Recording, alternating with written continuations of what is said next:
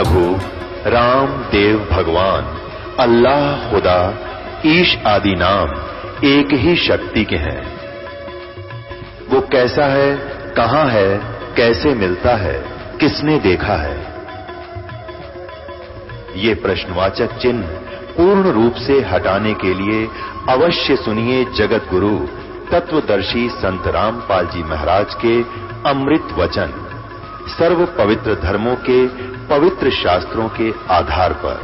परम पिता परमात्मा सारी सृष्टि के रचनहार कुल मालिक कबीर देव कबीर परमेश्वर अपनी प्यारी आत्माओं को काल के जाल से छुड़वाने के लिए इस काल लोक में आते हैं।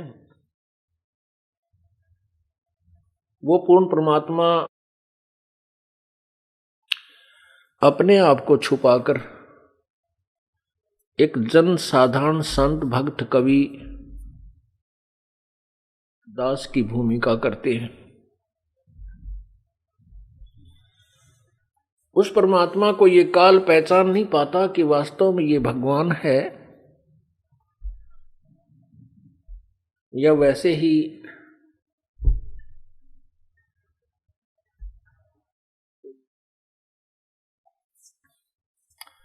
शांत है।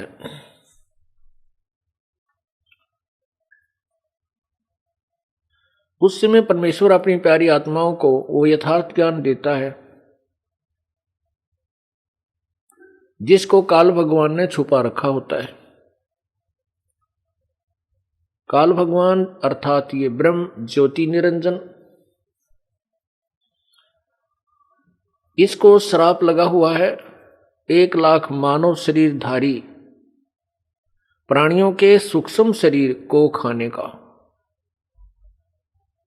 सूक्ष्म शरीर जो है, सूक्ष्म शरीर जिसको बोलते हैं सूक्ष्म शरीर, इसमें जीवात्मा मरती नहीं, लेकिन अपने जीवन में जो भी इसने विकार किए हैं, जैसा खट्टा मीठा कड़वा शराब मांस तमाकू आहार किया है, उसका कुछ अंश सूक्ष्म शरीर के अंदर समावेश हो जाता है।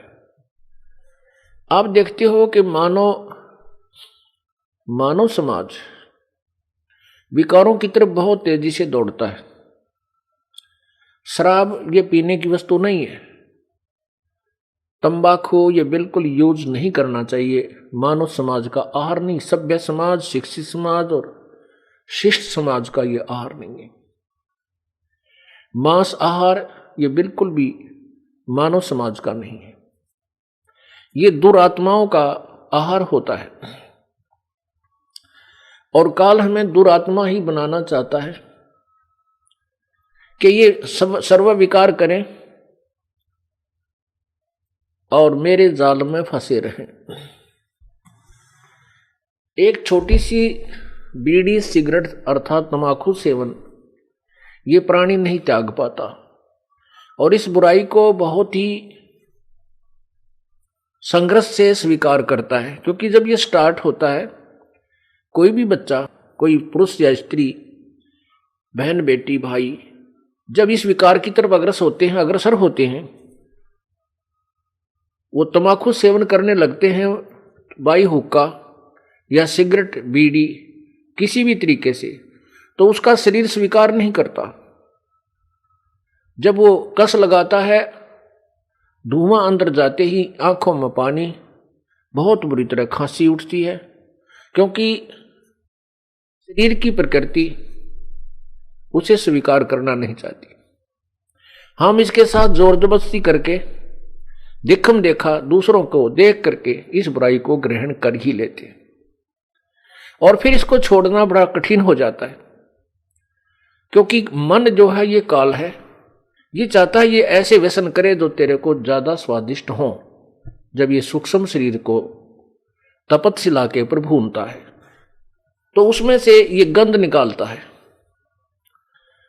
पूर्ण परमात्मा की शरण में आने के उपरांत ही प्रभु की कृपा से ये मन जो है बुराइयां त्यागने लगता है। परमात्मा की कृपा से ही ये सब बीड़ी, शराब, मांस, तंबाकू आदि को ये प्राणी त्याग पाता है।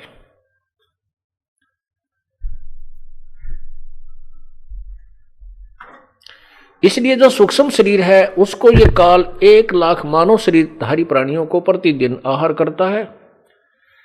अपने छोटे पुत्र शंकर तमोगुण संशिव जी से संहार करवाता है और फिर अपनी तपस्या पर इनको भून कर खाता है। तपस्या पर जीव मरते नहीं, लेकिन मरने से भी बुरी दुर्गति हो जाती है।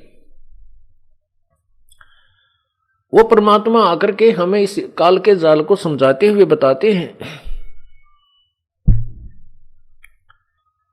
तू कौन कहां से आन फंदा, देखो आगे बिरानी क्यों जलता, समझे नहीं शोक शूद्र गैले, बड़े भूत भये जो पिंड भरता, ये चुंडित मुंडित पकड़ लिए, इनसे जम किंकर ना डरता, ये चुंडित मुंडित पकड़ लिए हैं, इनसे जम किंकर ना डरता।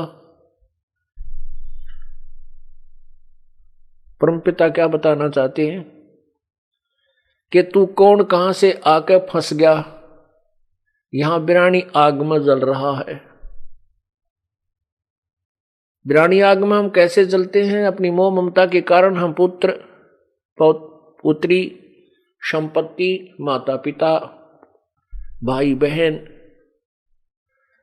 यदि किसी को कोई आपत्ति आ जाती है, किसी की मृत्यु हो जाती है, टक्कर मार मार कर होते हैं। तो परमात्मा कहते हैं ये काल ने तुम्हें यहां सताने के लिए, त्रास देने के लिए इस व्यवस्था अच्छी कर रखी है, और ये जीव के बस की बात नहीं है कि इन त्रास को ना महसूस करे। ये तो परमात्मा का ज्ञान और आपत्तियों से बचाव प्रभु परमेश्वर कबीर जी करेंगे, तभी ये जीव यातनाओं से, दुखों से बचेगा। क्योंकि हमें यहां काल ने एक विधान बनाकर दे रखा है कि जैसे कर्म करेगा वैसा ही फल तुझे मिलेगा। ये यहां का अटल संविधान है। परमात्मा भी इसी विधान के अनुसार हमें समझाने की चेष्टा करते हैं। मन तो पावेगा अपना किया रे, भोगेगा अपना किया रे, मन तो पावेगा अपना किया रे, भोगेगा अपना किया रे।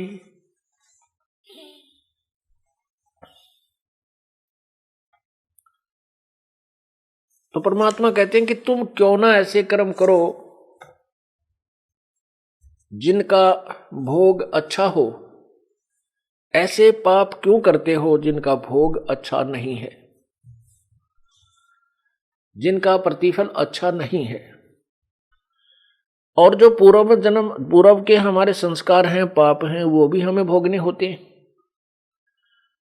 तो परमात्मा पूर्ण ब्रह्म हमें बताते हैं कि तुम हमारी शरण में रहो, हमारे विधान अनुसार साधना कीजिए, मर्यादा में आजीवन रहिए, तेरे पूर्व जन्म के सभी पाप कर्मों को नष्ट कर दूंगा, नाश कर दूंगा। कर्म भरम बरमंड के पल में करहूं नेस, जिन हमारी दो ही दई सो करो हमारे पेश। कबीर परमात्मा अपनी प्यारी आत्मा आदरणीय गरीबदास साहिब जी को साथ लेकर के सतलोक पहुंचे, साथ में काल के सर्व जाल से परिचित कराया। यहां पर काल भगवान ने अपने ब्रह्मांड में, प्रत्येक ब्रह्मांड में एक धर्म राय अर्थात काल, एक काल जो है धर्मराज, एक न्यायाधीश रखा हुआ है।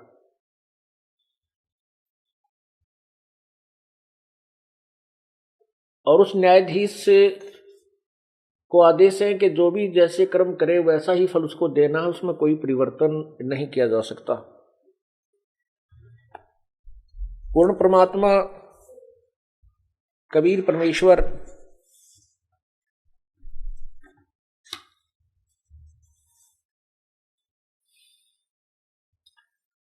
अपनी प्यारी आत्मा को जो उनकी शरण में आ जाती है उनके पाप कर्मों का नाश कर देता है, पूर्व के पाप कर्मों से बचा देता है। तो कबीर जी आदरणीय गरीबदास साहिब जी हमें ये बताना चाहते हैं कि मुझे साथ लेकर के कबीर परमेश्वर धर्मराज के दरबार में गया, जिसमें कबीर परमेश्वर ने धर्मराज के दरबार में प्रवेश किया। वो यहाँ का चीफ जस्टिस न्यायाधीश खड़ा हो गया और करबद्ध होकर के परमात्मा को अपनी ही चेयर पर विराजमान करने के लिए प्रार्थना करने लगा। इस दृश्य को देखकर आदरणीय गरीबदास साहिब जी अचंभित हो गए कि ये महात्मा, ये छोटा महात्मा, ये जिंदा, इसके सामने ये धर्मराज भी हाथ जोड़े खड़ा है। उस सब दृश्य को देख करके, सब लोगों को देख करके आदरणीय गरीबदास साहिब जी ने अपने परमेश्वर कबीर देव की, कबीर परमेश्वर की, कबीर प्रभु की कैसी कलम तोड़ महिमा गाई है। आंखों देखा दृश्य, आंखों देखा हाल उस प्यारी आत्मा ने, उस महान आत्मा ने लिखा है। आदरणीय गरीबदास साहिब जी की अमरवाणी सदग्रंथ अचला का अंग।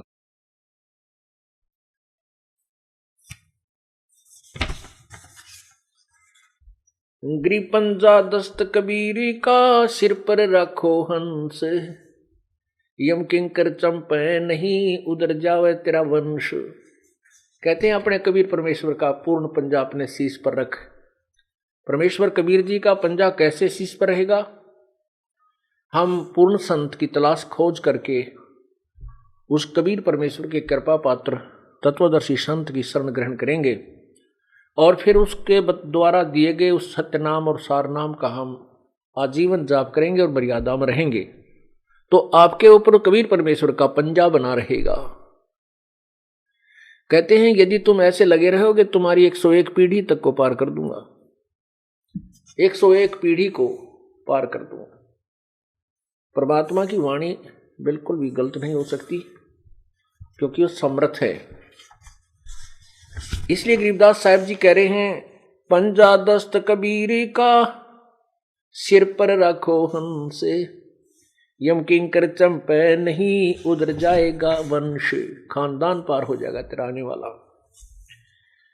गरीब दर्द बंद दरवेश हैं सतगुरु पुरुष कबीर, नाम लिए बंद छूटे है ये टूटे यम जंजीर।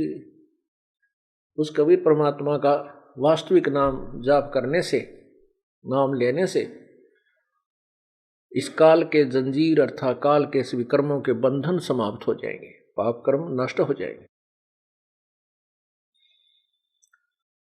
गरीब सतगुरु पुरुष कबीर हैं 3 लोक तत्सार, कोट 49 पृथ्वी ये 14 भवन उधारे। गरीब सतगुरु पुरुष कबीर हैं 3 लोक तत्सार, 2-4 की क्या चला ये उतारे हंस अपार। गरीब सतगुरु पुरुष कबीर हैं 4 युग परवाने, ये झूठे गरुआ मर गए हो गए भूत मसाने। पुण्यात्माओं, गरीबदास साहिब जी कितनी यथार्थ वाणी बोल रहे हैं कि एक कबीर परमेश्वर ही है जो मोक्ष दे सकता है और वो स्वयं भी मुक्त है। अन्य जितने भी गुरु सदगुरु जो नकली बने थे ये भूत बन जाते हैं, प्रेत योनि में जाते हैं। आपने राधा स्वामी पंथ के प्रवर्तक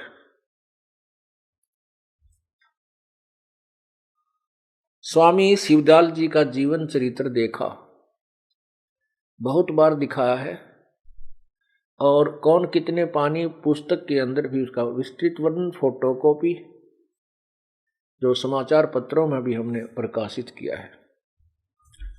उसमें लिखा है कि स्वामी जी जब शरीर छोड़कर चले गए, उसके उपरांत उनकी एक प्रिय शिष्या बुक्की नाम की थी, उनके अंदर प्रवेश करके वो पहले की तरह हुक्का पीते थे। उसी का बनाया हुआ खाना स्वयं ही उसके शरीर में प्रवेश करके खाते थे। और सेठ प्रताप सिंह तथा शिव वो जो सालिग्राम जी, वो दोनों बुक्की से के आगे प्रार्थना करते थे और बुक्की के अंदर वो शिवदयाल जी प्रेत रूप में बोल के उनको शिक्षा देता था।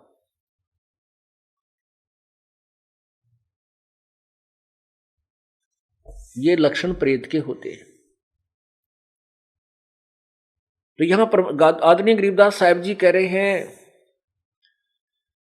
गरीब सतगुरु पुरुष कबीर हैं ये चारों युग परवान, झूठे गुरु मर गए वह हो गए भूत मसान, शमशान घाट पर वह भूत बन बैठे झूठे गुरु। गरीब झूठे गुरु के आश्रय कदे ना उदर जीवे, साचा पुरुष कबीर है आद्य परम गुरु पीवे। गरीब सतगुरु पुरुष कबीरे का विषम पंथ बैराटे, शिव सन का दिक झावे ही ये मुनिजन जो है बाट। गरीब सतगुरु पुरुष कबीर की कोई ना चल है गैल, बिना पंथ पग धरत हैं गगन मंडल में सैल। गरीब पग से ती दुनिया चले पंछी पर उड़ान, ऊंचा महल कबीर का जहां नहीं ऐसे जमी आसमान। गरीब नीम मंडेरन महल के नहीं घाट नहीं बाट, ऊंचा तख्त कबीर का कैसे कीजे साठ। गरीब शंख स्वर्ग पर सैल है शंख स्वर्ग पर धाम, ऐसा अचरज देखिया वहां बिना नीम का गाम। अब यहां अचरज होता है कि भी बिना नीम का गांव कैसे है सतलोक में। यह भी वैज्ञानिकों ने समस्या हल कर रखी है कि जैसे चंद्रमा और पृथ्वी के बीच में एक खाली स्थान है, उसको सन बोलते हैं, सुन्न वैक्यूम प्लेस। तो वहां पर दोनों ही का गुरुत्वाकर्षण 0 हो जाता है। उस क्षेत्र में जाकर के आप कोई भी वस्तु रख दीजिए, वो वहीं स्टेबल हो जाएगी, ऊंचे ऊपर नीचे नहीं जाएगी। वहां पर चाहे यहां से कोई महल बनाकर ले जाइए और बगैर नीम के वहां रख दीजिए, वहीं रुक जाएगा।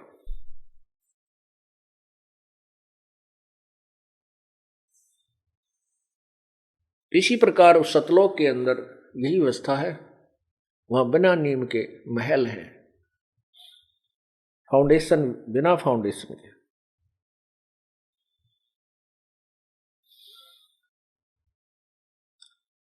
गरीब लख लख योजन उड़ते हैं स्वर नर मुनिजन संत, ऊंचा धाम कबीर का कोई न पावे अंते। कहते हैं ऐसे समाधि लगा करके लाखों कोष तक, लाख योजन यानी एक योजन 4 कोष का होता है, 4 लाख योजन तक ऊपर पहुंच जाती समाधि, लेकिन उनकी समाधि सतलोक में नहीं जा सकती क्योंकि वो 16 शंख कोष की दूरी पर है। गरीब ध्यावे सो पावे नहीं उल्ट पंथ की चाल, दिल ही अंदर दर्श है योजन शंख विशाल। के जो समाधिस्थ होते हैं वो नहीं पा सकते परमात्मा के उस सत्यलोक को, वो तो साधना सत्य साधना परमात्मा देगा। उस नाम के जाप से इस प्राणी में इतनी शक्ति आ जाएगी कि जब इस शरीर से निकल के ये चलेगा सौसम शरीर के अंदर, इसकी जो जाप का अभ्यास आप कर रहे हो सतनाम और सारनाम का, इसकी शक्ति से इतनी स्पीड से ये जीव यहां से जाएगा कि काल देखता ही रह जाएगा।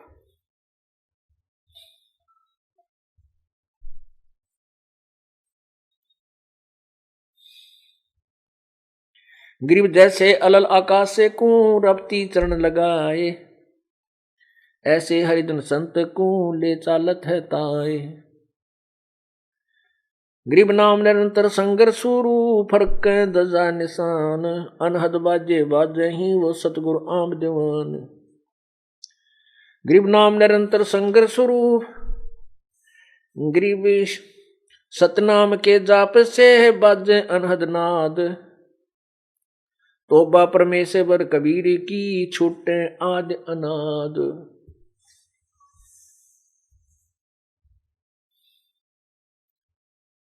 गरीब धर्म राय दरबार में। अब गरीबदास साहिब जी बताते हैं, वो आंखों देखा कि धर्मराय दरबार में दी कबीर तलाक,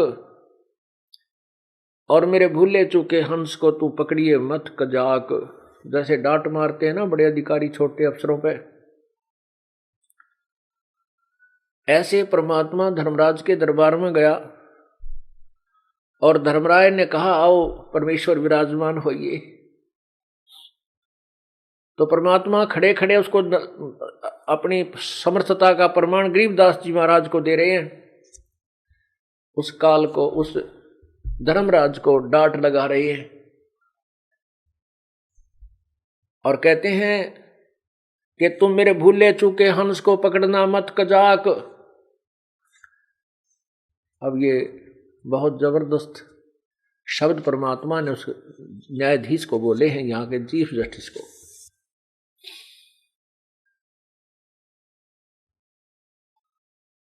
परमात्मा ने कहा कि मेरा हंस, मेरी आत्मा कोई भूल भटक कर नाम छोड़ दे, उसको भी तू उसका अकाउंट मत करना, उसका लेखा जोखा मत करना, उसको मेरे पास भेज देना। क्या बताते हैं? फिर धर्मराज कहता है कि प्रभु आपकी शरण में आने से पहले उस प्राणी ने बहुत ज्यादा पाप किए हुए होते हैं, और हमारा विधान है कि जो जैसे कर्म किए हैं वो उसका दंड मुझे देना ही पड़ेगा। परमात्मा कहते हैं उसका भी समाधान मैं कर दूंगा। उस प्यारी आत्मा के पूर्व के सब पाप कर्मों पर मैं क्रॉस लगा दूंगा, कांटा लगा दूंगा, काट दूंगा, नाश कर दूंगा। केवल एक कबीर परमेश्वर पूर्ण ब्रह्म सत्पुरुष ही है जो हमारे पाप कर्मों का नाश कर सकता है। उसी के विषय में यजुर्वेद अध्याय नंबर 8 के मंत्र 13 में 7 बार लिखा है। ये पुण्यात्माओं क्या बताते हैं? धर्मराय दरबार में देई कबीर तलाक, मेरे भूले चूके हंस को तू पकड़िए मत कजाक।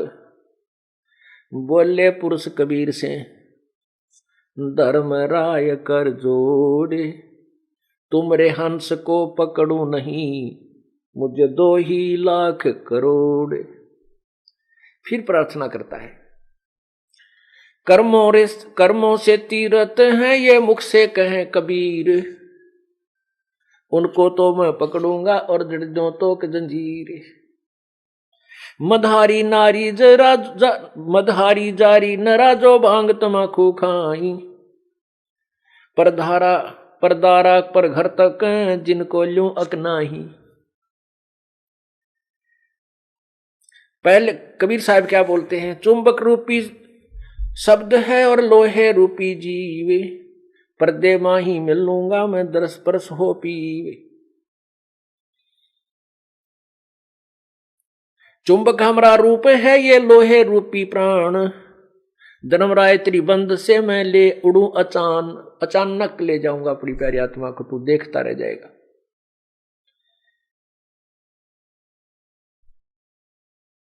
तो क्या कहता है? मदहारी जारी नरा, मद आहारी, मांस और मदिरा जो आहार करते हैं और जारी करते हैं, परतरिया गमन करते हैं, कहते हैं प्रभु उनको मैं पकड़ूं या नहीं पकड़ूं। उसके विषय में फिर कहता है धर्मराय विनती करे सुनियो पुरुष कबीर, उनको तो मैं निश्चय पकड़ूंगा और दृढ़ दूं तोक जंजीर। अब क्या कहते हैं परमात्मा? पहले किए सो बख्श हूं, आगे करे न कोई, कबीर कहे धर्मराय सो नाम रटे मम सोई। कर्मों से तीरथ थे अब हैं जो शरण कबीर, जिनको निश्चय मारूंगा काढ़ो बल तकसीर। तो क्या कहते हैं परमात्मा, पहले किए सो बख्श हूं आगे करे ना कोई। कबीर कहे धर्मराय सो नाम रटे मम जोई। अब पहले जो किए हैं उनको मैं बख्श दूंगा, समाप्त कर दूंगा, नष्ट कर दूंगा। आगे कोई नहीं करेगा क्योंकि उनको ऐसा ज्ञान दे दूंगा। फिर क्या बताते हैं, कर्म परम ब्रह्मांड के मैं पल में करहूं नेश, जिन हमरी दो ही दी सो करो हमारे पेश। जैसे हम यहां से जाएंगे और जो नालायक हैं, जो पुण्यात्मा थी लेकिन सतगुरु शरण में आकर के फिर विचलित हो जाती हैं, यदि वो गुरुद्रोही नहीं होते हैं तो वो काल के जाल में ही रह जाते हैं, वो पार नहीं हो पाएंगे। लेकिन उनको इतना कंसेशन जरूर दे देगा परमात्मा कि अब तो हम जो वचन परमात्मा के सुनाते हैं ये सत्य हैं, और जो इनको सत्य मान रहा है वो अपने ठीक सच्ची लगन से लगा हुआ है, वो भक्ति कर रहा है।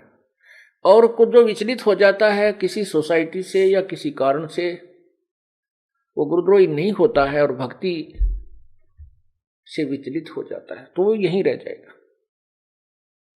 क्योंकि परमात्मा के घर जाने से पहले हमने अपने गुरुदेव में ऐसी लगन लगानी पड़ेगी जैसी भगवान में लानी चाहिए। कैसे लगानी चाहिए कि परमात्मा में ऐसी लगन लगे जैसे चांद चंद्रमा को एक चकोर पक्षी देखता है, वृक्ष पर बैठ जाता है, पूर्णिमा के दिन चंद्रमा जब सामने उदय होता है तो उसको देखता देखता वो ऐसे ऐसे एक पल भी आंखें नहीं हटाता उससे, और जब चंद्रमा उसके ऊपर से ऐसे जा रहा होता वो ऐसे कर लेता है, ऐसे ऐसे ऐसे ऐसे करके वो नीचे गिर जाता है, गिर के उसकी नाड़ टूट जाती है, गर्दन टूट जाती है।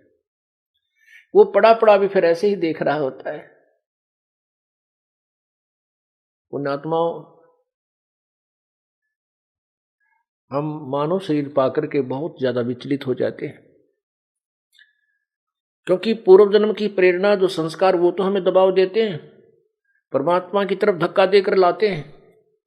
लेकिन कुसंगत और काल के प्राणी, काल के लोग के जो पथभ्रष्ट व्यक्ति हैं वो हमें डगमग कर ही लेते हैं। किनको कर लेते हैं? जो सतगुरु के वचनों पर विश्वास नहीं करते और उनकी सोच कुछ अपनी मिलीजुली सोच से ही आधारित हो जाते हैं, वो फिर यहीं रह जाते हैं, वो गुरुद्रोही नहीं हो पाते हैं। तो उनको परमात्मा जब यहां से धर्मराज के दूत पकड़ कर ले जाते हैं,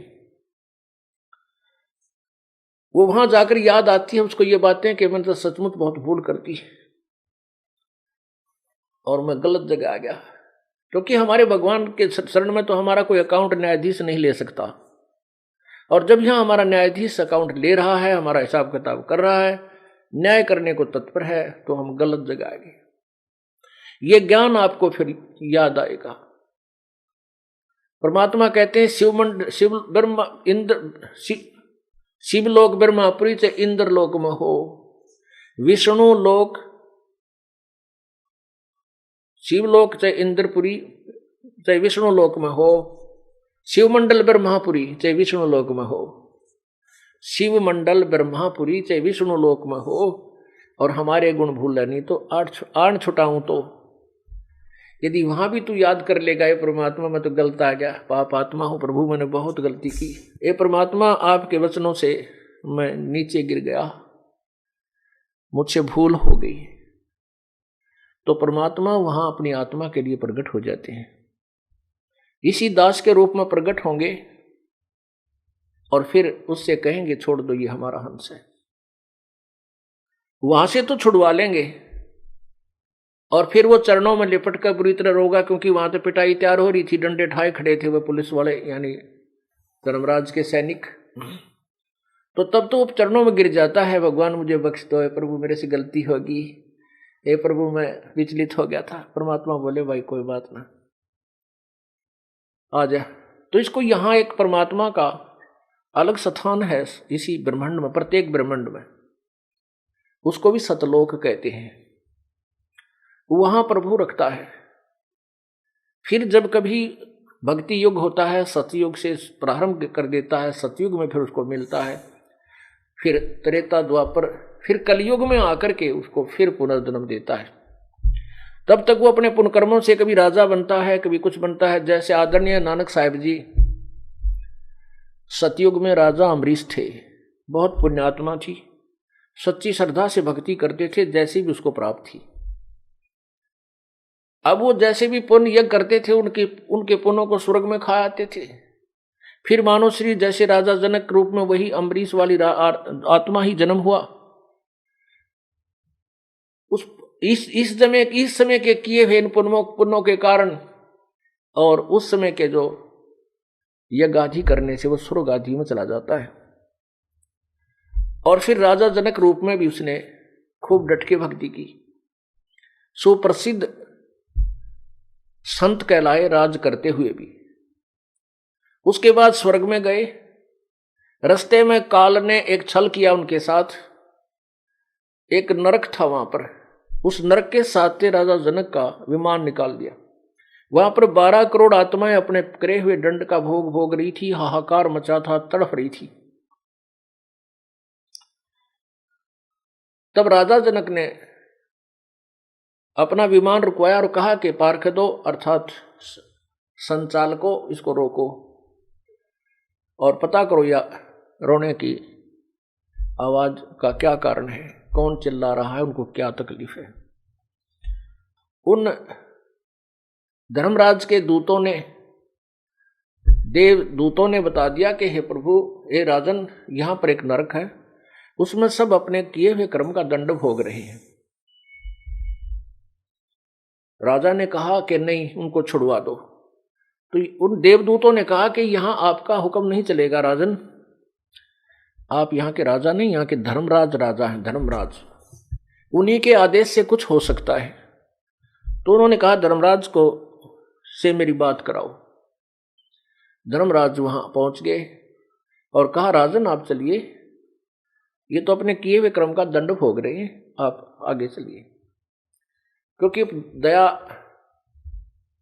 एक ऐसी बेतुकी दया भी हमें ले डूबती है। दया अवश्य होनी चाहिए, लेकिन अपने पैर पर कुहाड़ा मार कर दया नहीं होनी चाहिए। क्योंकि हमने सतलोक में जाना है और उसके लिए हमने अपनी कमाई को बर्बाद नहीं होने देना है। अपना, ठीक है, जो भी अपना माता है, पिता है, भाई बहन, मित्र, रिश्तेदार, कोई सखा है, सखी है, उनको भी परमात्मा के चरणों में लगा दीजिए और कहिए कि आप अपनी कमाई कर और अपना धन जोड़ साहूकार हो जा, सेठ बन। आप अपनी कमाई से कितने दिन दूसरे को सहयोग दे सकते हो? आप अपने मित्र को कितना सहारा दे सकते हो? अपने भाई को, बहन को तुम कितने दिन सहारा दे सकते हो? नहीं दे सकते, चाहे अरबपति चाहे खरबपति क्यों ना हो। उनको भी अपना व्यवसाय में लगाना पड़ेगा, तभी वो सफल होंगे। तो ऐसे ये दया का जो दौर है, इसको ना समझ करके हम बर्बाद कर देते हैं, अपना जीवन खोल बैठते हैं। तो राजा जनक जी ने कहा कि मैं ये नहीं जाऊंगा, या तो मुझे भी यहीं रखो, ना इन सबको यहां से छोड़ के स्वर्ग ले चलो। तो उसमें धर्मराज ने कहा कि एक उपाय है इसका, आप अपने कुछ पुण्य इनको संकल्प कर दीजिए, इनको दान कर दीजिए, फिर हम इनको यहां से निकाल के स्वर्ग ले चलेंगे। राजा जनक ने आओ देखा ना ताव देखा, अपने 50% पुण्य उनको दान कर दिए। उनके कारण वो जितने भी आत्माएं नरक के अंदर दुख पा रही थी, उनको उठाकर निकाल लिया, अलग से विमान में बैठाया और सतलोक में जो स्वर्ग लोक में भेज दिया। वही राजा जनक जो 50% अपने जन्म बर्बाद कर दिए थे पुण्य, 50% को आधे कर्मों का भोग स्वर्ग में भोग कर वो फिर कलयुग में श्री नानक जी के रूप में, संत नानक जी के रूप में अवतरित हुए, जन्म हुआ। ये वही पुण्यात्मा थी जो पहले कभी किसी समय परमात्मा की शरण में लगे हुए थे किसी कलयुग में, और फिर ऐसे ही विचलित हो गए थे। अब ठीक है, उनको दो राजा भी जन्म मिले। पहले राजा अम्बरीश रूप में उनके नौकर होते थे, सैनिक होते थे। राजा जनक रूप में उनके नौकर होते थे सैकड़ों हजारों की संख्या में। और अब वही पुण्यात्मा स्वयं नौकर लगी है। एक नवाब के सुल्तानपुर में, एक नवाब के यहां मोदी खाने में स्वयं नौकर लगी। परमात्मा का विधान है, जो जन हमारी शरण है ताका हूं मैं दासे, गैल गैल ला गया फिरूं जब तक धरती आकाशे। पुण्यात्माओं वो परमात्मा फिर आए, जिंदा महात्मा के रूप में वहां बेई नदी पर प्रकट हुए, जहां गरीब नानक साहब जी वहां स्नान करने के लिए जाते थे। वहां से उनको सतलोक लेकर गए, सचखंड दिखाया और पूरा व्यवस्था दिखा करके वापस छोड़ दिया तीसरे दिन। तब उस प्यारी आत्मा ने कहा था कि काशी में जाकर देखा उस पुण्यात्मा को, परमात्मा को, जो सतलोक में देखा था। सामने देखकर कहा था, फाई सूरत मुल्क की वेश, ए ठगवाड़ा ठगी देश, खरा सियाणा भोता वार, ये धानक रूप रहा करता। अब उस प्यारी आत्मा की आवाज को कोई नहीं पहचान रहा। उसको सब नानक जी को कहते हैं तो पागल है, पंजाब से आया है, एक जुलाहे को, धानक को, और ये भगवान कहता है, ये मजदूर को, झोपड़ी में रहता है। तब परमात्मा ने उसे कहा था कि आप मेरे गवाह बन गए हो, इनसे मत टकराओ, मेरी महिमा का गुणगान करो। तो 12 वर्ष तक नानक जी इधर उधर परमात्मा की महिमा का गुणगान करते रहे। फिर प्रभु उनसे मिले और कहा कि पुण्यात्मा, अब आप विश्राम करो, अपनी भक्ति करो, सार नाम प्राप्त करो और बैठ कर भजन करो। तो पिछले लास्ट के 16 वर्ष अपने घर पर जाकर नानक साहब ने अपने खेतों में खेती की बच्चों के साथ और अपने सतलोक प्राप्त हुआ। तो कहने का भाव यह है कि हम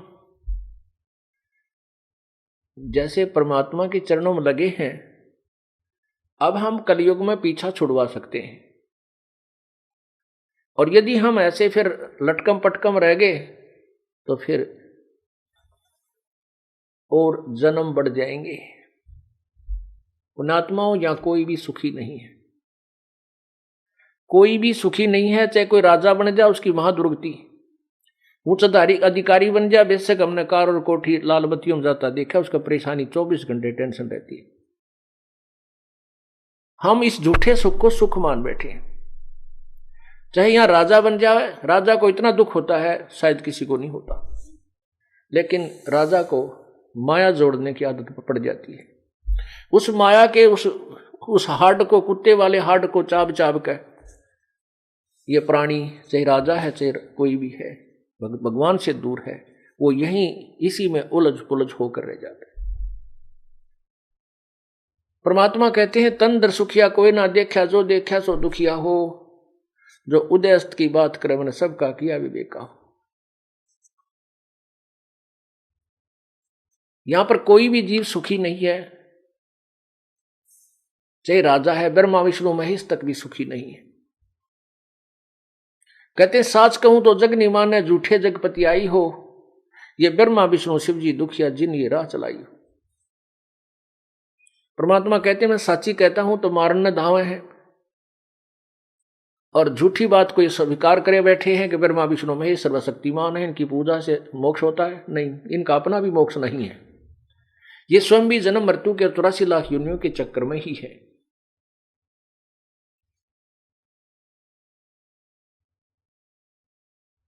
कहने का भाव यह है कि परमात्मा फिर उस प्यारी आत्मा को सतलोक, अपने यहां के मिनी सतलोक में ले जाते हैं। वहां जाकर वो खूब रोता है, और उस जैसे नालायक वहां बहुत बैठे पाएंगे, सभी बैठ कर बतलाते हैं हमने नाश कर लिया, हमने बड़ी बनाई बात बिगाड़ दी। अब पता नहीं कौन से कलयुग में परमात्मा कब दया होगी या ना होगी, क्यों कलयुग के अंदर ये काल इतना सतर्क हो जाता है, नाना प्रकार के पंथ बना देता है, भिन्न भिन्न प्रकार के मजहब बनवा देता है। क्योंकि कोई एक दूसरे की बात को सुनकर प्रसन्न नहीं और आपस में लड़ाई झगड़े मार काट है और उसी अपनी अपनी अपनी सोच पर सभी आधारित रहते हैं। फिर भी परमात्मा बहुत को दया करते हैं, अपनी समर्थता के कारण, अपने तत्व ज्ञान के तोब के गोले के आधार पर इस अज्ञान रूपी किले को ढा देते हैं। एक बार प्रत्येक कलयुग में अवश्य खत्म कर देते हैं। और उस दाव में, उस अवसर में जो कोई मनुष्य जीवन प्राप्त है और वो पूर्ण संत की शरण में आके सच्ची भाव से अपना जीवन कल्याण करवा लेता, वो पार हो जाता है। अब ये बैन उठ चुका है। अब जो भी सच्चे दिल से परमात्मा की भक्ति जैसी भी बनती है करते रहिए, पर मर्यादा से दूर ना होना। अब आप यहां से पार हो जाओगे। आप विचार देख कीजिए, यहां एक सेकंड का, एक पल का जीव को पता नहीं तेरे साथ कल क्या हो जाएगा। एक बार हरियाणा के 2 मंत्री शपथ लेते ही कुछ ही दिनों के बाद हेलीकॉप्टर से एक्सीडेंट, दुर्घटना होकर के तुरंत मृत्यु को प्राप्त हो गए। उनकी आशाएं कितनी थी। पुण्यात्माओं, नानक साहब जी कहते हैं, ना जाने काल की कर डारे, किस विधि डल जा पासावे, और जिनाते सरते मौत खुड़क दू नानू केड़ा हंसावे। फिर नानक साहब से किसी ने पूछा, परमात्मा, हे प्रभु, क्या आप कभी भी प्रसन्न नहीं होते? आप बहुत मायूस रहते हैं। उन्होंने कहा कि साध मिले साड़ी शादी होंदी, विछड़ जाए दिलगिरी वे, अख दे नानक सुनो जहाना मुश्किल हाल फकीरी वे। कहते हैं जब ये संत भक्त जो मेरे अनुयायी वापस आते हैं मेरे पास समागम में, इनको देख करके मुझे खुशी का ठिकाना नहीं रहता, क्योंकि मैं ये देखता हूं कि ये काल से विचलित नहीं हुए, इनके ऊपर काल के जाल का असर नहीं हुआ, क्योंकि ये पुनः पुनः आ रहे हैं। और जो नहीं आते हैं उनसे पता लग जाता है कि वो काल न के जाल में फंस चुके हैं, वो चाहे कितने सियाने बन रहे हो, क्योंकि ये पैमाना, ये थर्मामीटर इस दास के पास है कि कौन कैसा चल रहा है, इसकी कैसी भक्ति है। अपनी अपनी सोच से तो हम पहले से दुर्गति करवाते आ रहे हैं। हमने संत के एक एक आदेश का पालन करना होगा और तभी हम सफल होंगे, नहीं तो जैसा करेंगे वैसा फल मिलता ही रहेगा। अन्य साधनाओं से ये फिर भी आपको करोड़ गुना, असंख्य गुना ज्यादा लाभ देगी ही देगी, लेकिन मोक्ष से वंचित रह जाओगे। फिर मोक्ष से वंचित रह गए तो फिर साधना क्या किया? इन बातों को हमने बहुत ध्यान से सोचना है, विचार करना है और मालिक के चरणों में पड़ा रहना है। अब क्या बताते हैं,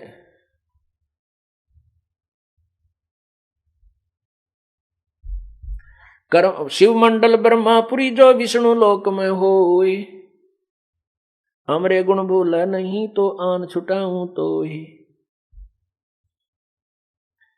अब धर्मराज ही स्वयं कहता है कि हे प्रभु, जागट नौबत नाम की,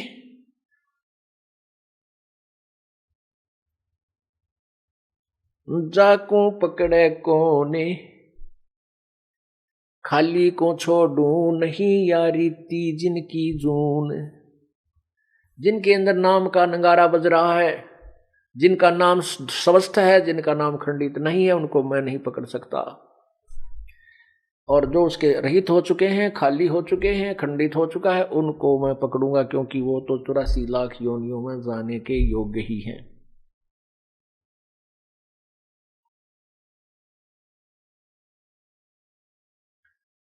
फिर परमात्मा उसी के विषय में कहते हैं कि कर्म भ्रम ब्रह्मांड के जो मेरी शरण में है, जो मेरा नाम सच्चा नाम जाप करता है, उसको मैं समाप्त कर दूंगा, उसके पाप कर्मों के तो निकट नहीं आ सकता।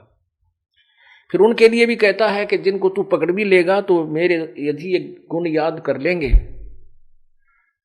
शिव मंडल ब्रह्मापुरी से विष्णु लोक में हो। अब जैसे आपको हमने प्रथम मंत्र दिया है इस दास ने, उसमें इन प्रभुओं की मजदूरी है। गणेश जी की मूल कमल का जो मंत्र है, और ब्रह्मा जी की जो स्वाद चक्र,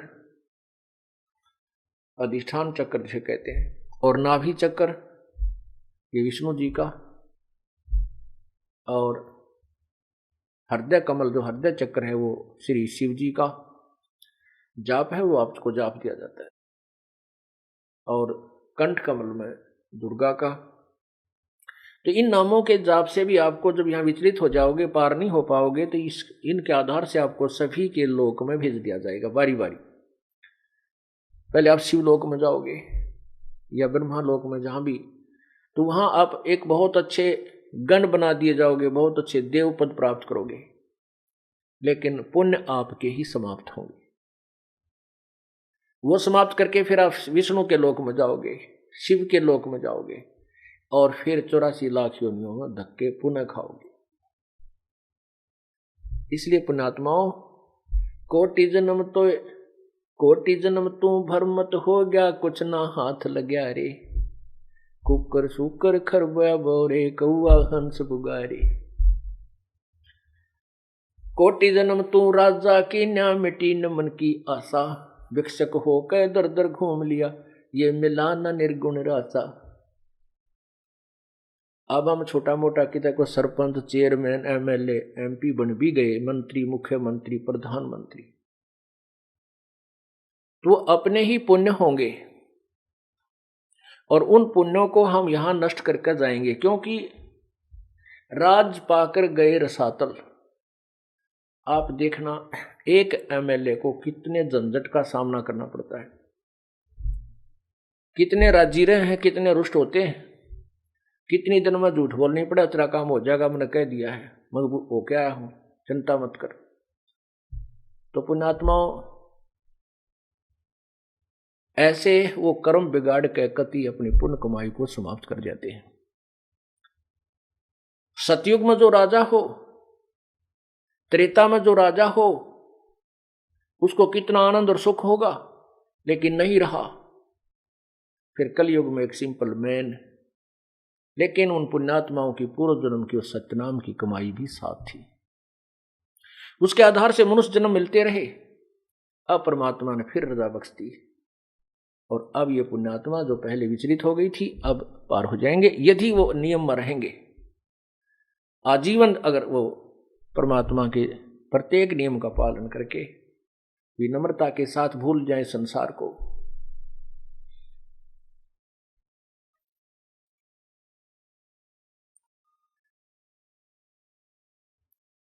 त्रिलोकी का राज है ये ब्रह्मा विष्णु महेश, ऊंचा धाम कबीर का सतलोक परदेश।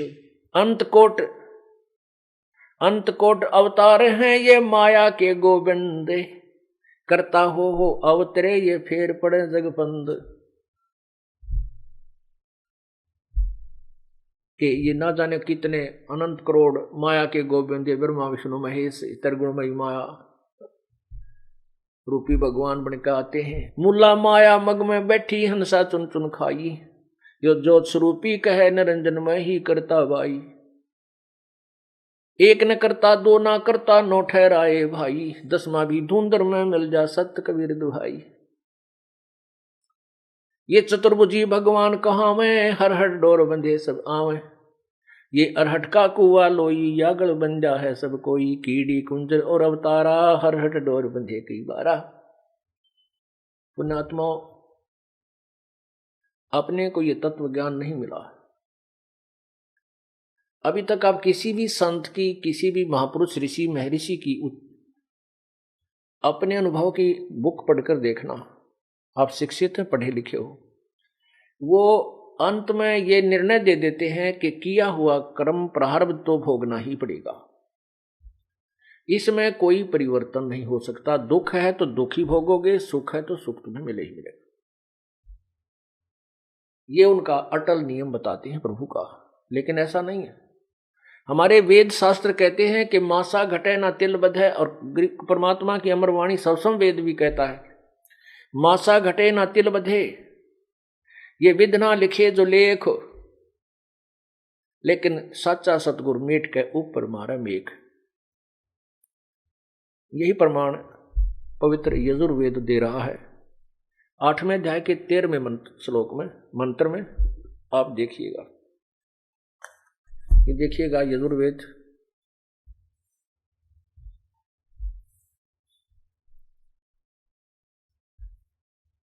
इसके अनुवादक हैं महर्षि दयानंद सरस्वती।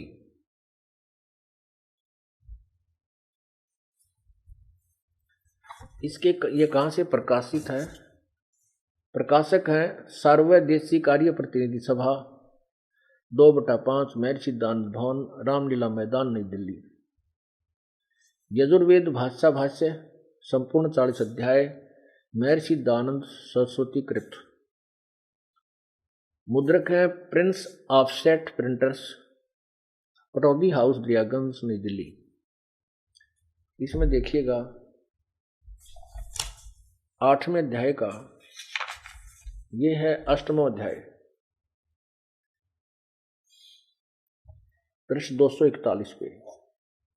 ये यहां पर इसकी संस्कृत है, देवकर्तस्य, ये 13वें का श्लोक है, 8वें अध्याय का 13वां मंत्र है।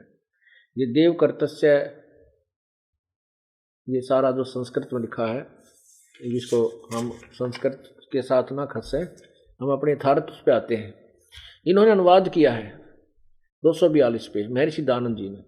ये सब के उपकार करने वाले मित्र मैंने परमात्मा, तुमेव माता च पिता, तुमेव बंधु च सखा। मित्र, आप देवकर्तस्य, दान देने वाले के एनस्य शब्द याद रखना, एनस्य माने अपराध यानी पाप के, विनाश करने वाले असी माने हो। मनुष्यकर्तस्य, साधारण मनुष्यों के किए हुए, एनस्य माने अपराध के, अवयजनम विनाश करने वाले, ये नाश करने, अवजनम माने विनाश और एनस्य माने अपराध, असी माने हो। पितृकर्तस्य, पिता के किए हुए, एनस्य माने यहाँ भी अपराध ही बोलिए, वैसे इन्होंने विरोध आचरण लिखा है, अपराध के, यहाँ भी अपराध के, अवजनम माने नाश करने वाले या हरने वाले, अच्छी तरह हरने वाले हो। आत्म कृष्ण, अपने किए हुए, एनस्य माने पाप के, एनस्य माने अपराध कहो, पाप कहो। अवजनम माने दूर करना कहो, नाश करना कहो, दूर करने वाले हो। एनस्य अधर्म के, ओहो घोर पाप के भी अवजनम नाश करने हारे हो। जानता हुआ मैं जो कुछ भी धर्म आचरण किया करता हूं व करूं, यानी किया करता था या आगे करूं या किया पहले। अवजनम अनजान पने में जो कुछ भी किया करता हूं व करूं, उस सर्वस्व माने सबके, एनस्य माने पाप के, एनस्य पाप के, दुष्ट आचरण लिखा है। अवजन माने नाश करने वाले, इन्होंने दूर करने वाले आप हैं। अपने आत्माओं, अपने वेद तो कह रहे हैं कि पूर्ण परमात्मा, क्योंकि वेद ज्ञान ये ब्रह्म दे रहा है और पूर्ण परमात्मा की तरफ संकेत कर रहा है। तो उसमें लिखा है कि ये परमात्मा जो है सब पापों का भी, घोर पाप का भी नाश कर देता है जो सत साधना करता है।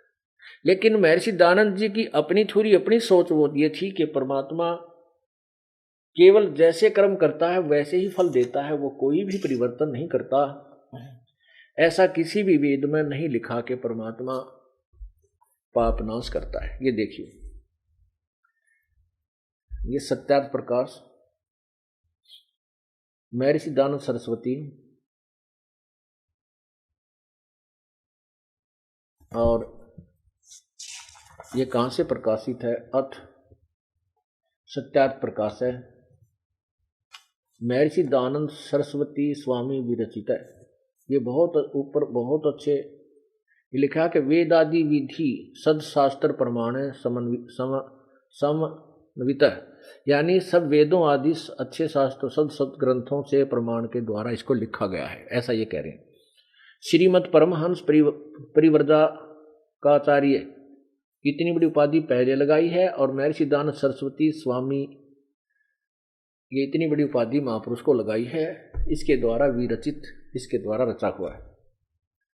प्रकाशक है वैदिक यतिमंडल, दानंद मठ, दीनानगर, पंजाब। और कहाँ से प्रकाशित है? ये रोहतक से।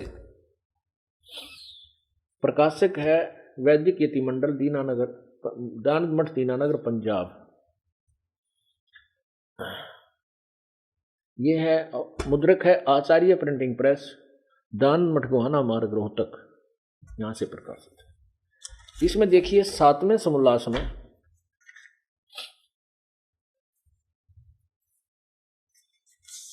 ये देखना 154 पृष्ठ पे सप्तम समोल्लास, सप्तम समोल्लास है, पृष्ठ 154, 154।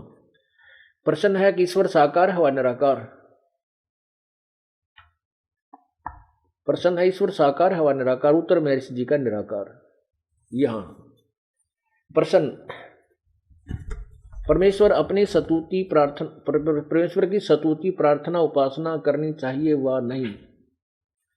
उत्तर स्वामी जी का करनी चाहिए। प्रश्न, क्या स्तुति आदि करने से ईश्वर अपना नियम छोड़कर स्तुति प्रार्थना करने वाले का पाप छुड़वा देगा? उत्तर नहीं।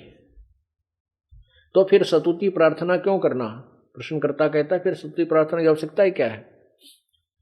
उत्तर स्वामी जी का गुण के करने का फल अन्य ही है। प्रश्नकर्ता कहता है क्या है? स्वामी जी का उत्तर है स्तुति से ईश्वर में प्रीति, उसके गुण कर्म स्वभाव से अपने गुण कर्म स्वभाव का सुधरना, और प्रार्थना से निरअभिमानता, उत्साह और सहाय का मिलना, उपासना से परब्रह्म से मेल और उसका साक्षात्कार होना। अब देखो इस पृष्ठ पे तो लिख रहे हैं परमात्मा निराकार है, और यहां सिद्ध कर रहे हैं परमात्मा का साक्षात्कार होता है, परब्रह्म से मेल, उससे मिलन हो जाता है। पुण्यात्माओं, यदि कोई कहे कि दवाई औषधि खाने से रोग समाप्त नहीं होता, नष्ट नहीं होता, उससे केवल पहलवान बनते हैं, तो क्या वो वैध है? नहीं। यदि कोई कहे कि साबुन लगाने से, पानी और साबुन का प्रयोग करके कपड़े को स्वच्छ किया जा सकता है, उत्तर मिले कि नहीं, साबुन लगाने से कपड़ा का मैल नहीं नाश होता, अपितु कपड़ा मजबूत बन जाता है। क्या उस व्यक्ति ने कभी जीवन में साबुन प्रयोग किया है या देखा है? नहीं। यही परिभाषा, यही जो है थ्योरी, यही सिद्धांत, यही व्याख्या महर्षि दयानंद की है। ये कहते हैं कि परमात्मा पाप नहीं काट सकता, और इधर कह रहे हैं परमात्मा निराकार है, वहां साकार सिद्ध करेंगे, परब्रह्म से मेल, दो भगवान सिद्ध कर दिए। जबकि ये कहते हैं मैं अनेक भगवान नहीं मानता, केवल एक ही प्रभु मानता हूं। इसी 7वें अध्याय के ही 152 पृष्ठ पे, 151 पृष्ठ पे ये देखिएगा, सप्तम समोल्लास है ये, और पृष्ठ 151 है, ये 150 है, इधर 151 हाथ से लिखा, यहां प्रिंट नहीं था। यहां क्या लिखा है कि वेद में अनेक ईश्वर अनेक हैं, इस बात को तुम मानते हो व नहीं? उत्तर स्वामी जी कहते हैं नहीं मानते, क्योंकि चारों वेद में कहीं यह नहीं लिखा जिससे अनेक ईश्वर सिद्ध हों, किंतु यह तो लिखा कि ईश्वर एक है। अब यहां दो आप सिद्ध कर रहे हैं स्वामी जी। ये कहते हैं उपासना से, ये देखना 154 पे, 155 पे कह 54 पद कह रहे हैं निराकार, और 155 पे कह रहे हैं उपासना से परब्रह्म से मेल और उसका साक्षात्कार होना। यहां पर दोनों सिद्धांत फेल कर दिए ना, अपने आप पे। हम तो दास तो कुछ कह ही नहीं रहा। अब वेदों में आपने देख लिया कि पाप, परमात्मा घोर पाप को भी काट देता है। तो ये शास्त्र जो है, ये किसी भी होश वाला व्यक्ति ऐसी व्याख्या नहीं कर सकता। ये कोई नशेड़ी लिख सकता है ऐसा। इस पृष्ठ पे ये याद नहीं तू क्या लिख रहा है, अगले पृष्ठ पे तू क्या लिख रहा है, ये अवश्य नशा करता था।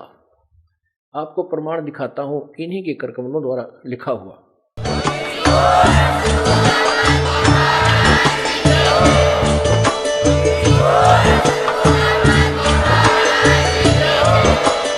आप सुन रहे थे जगत गुरु तत्वदर्शी संत रामपाल जी महाराज जी के मंगल प्रवचन। अधिक जानकारी के लिए विजिट कीजिए हमारी वेबसाइट www.jagatgururampalji.org। संत रामपाल जी महाराज जी के शुभ आशीर्वाद से पूरे विश्व भर में 500 से भी ज्यादा नाम दीक्षा केंद्र हैं, जिन पर संत रामपाल जी महाराज जी द्वारा ऑनलाइन निशुल्क नाम दीक्षा दी जा रही है। अपने नजदीकी नाम दीक्षा केंद्र का पता करने के लिए संपर्क करें 8222880541।